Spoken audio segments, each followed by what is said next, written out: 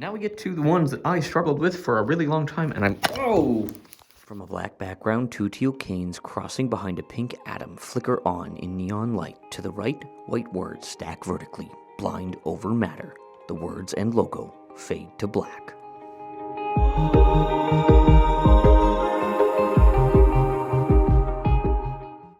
How about this? So my wife painted me some palm trees on this wall back here, and by messing with my tree lamp here, I was able to put some lights up facing the wall, and we get this like wicked kind of sunset theme going on. So I've got a red light on the bottom, and then I think it's purple off to the left, and kind of a teal on the right. And so when you put it all together, I don't know how well it's going to go on camera, but it looks kind of cool.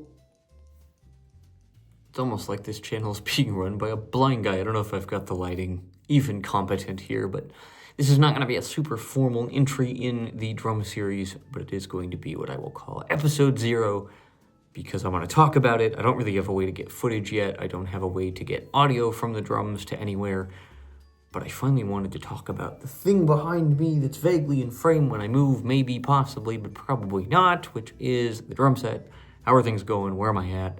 I have them set up in a slightly better configuration than they were in part 1, where I put the toms in another county and proceeded to attempt to remedy this to the best of my ability.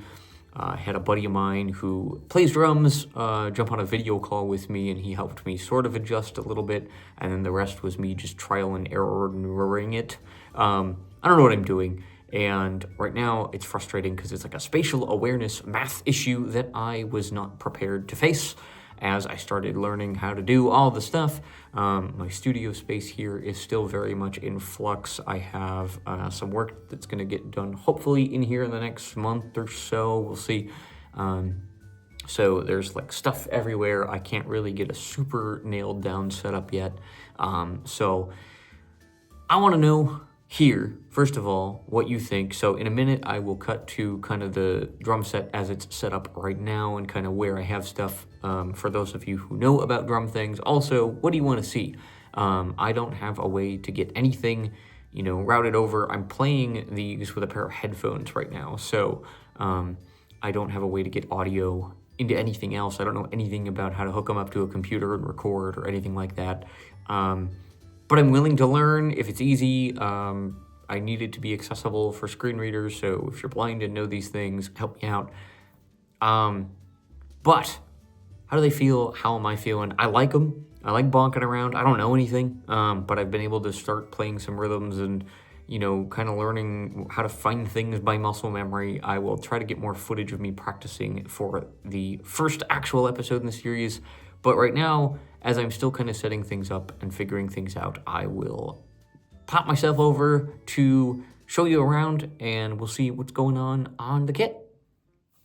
All right, well, you're looking at it. This is the Simmons Titan 75, and I'm a fan. I'm going to kind of walk you through where I have things and why I have things, and we'll kind of hop over to see what it looks like from behind the kit here. So here's the drum throne.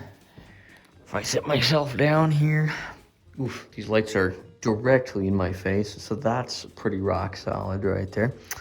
But here we go. So snare, currently playing host to the headphones and the drumsticks. And that's kind of where they have lived as I, am not playing.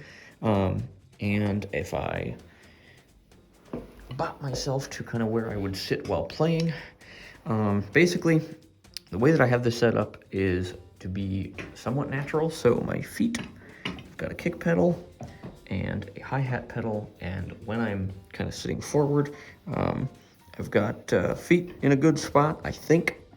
Now, the issue is literally everything else. So please understand that I know nothing about drums. I have done my best, and I am very open to preferably constructive criticism, but it's also the internet, so there's that. So, module, it's on the far left, and if I go kind of in terms of what I access the most and kind of where things are, obviously the snare is on a stand here in front of me. Here, I'll scoot the headphones and sticks here for the moment. So snare is right here in front of me. Relatively flat.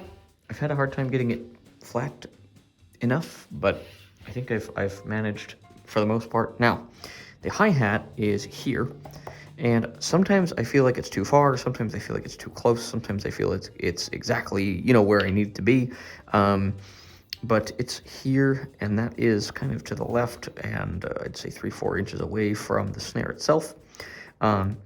And then way to my left here is a crash. This one I find a little hard to get to. Maybe I'll lower it a little, but I don't really know what the conventional wisdom is because I need to be able to get to and play the hi-hat. I do find I once in a while will crack the underside of the crash if my hi-hatting is getting too enthusiastic. So there is that. This is another crash here, and this one I kind of like because I can kind of whip over there and whack it. It's a little far because I'm short, so maybe I should angle it towards me. Again, if you know drum things, please enlighten me on what the conventional wisdom is. I've watched as many YouTube videos as I possibly can, but also sighted people like to say things like, we put this over here, and we put this about this distance away, and such other nonsensical terms. So now we get to the ones that I have struggled with the most, and I am almost happy with them, but I'm not quite, I think, where I need to be, and I don't really understand why. These are the toms, so tom number 1 gets in the way of the hi-hat, so I'm not a fan of that. Maybe that's another reason to move the hi-hat slightly closer to the me. I don't know. So 1 is here, 2 is probably about, I don't know, a hand's breadth away. 3-4 inches that way, and that's to the right here. And then tom 3 and tom 4. Now, 3 and 4 are not positioned, like 3 is kind of angled in a decent way, and then 4 is flat here. I probably should change them, but I don't know. Is it wise to have them all angled towards me, towards the snare?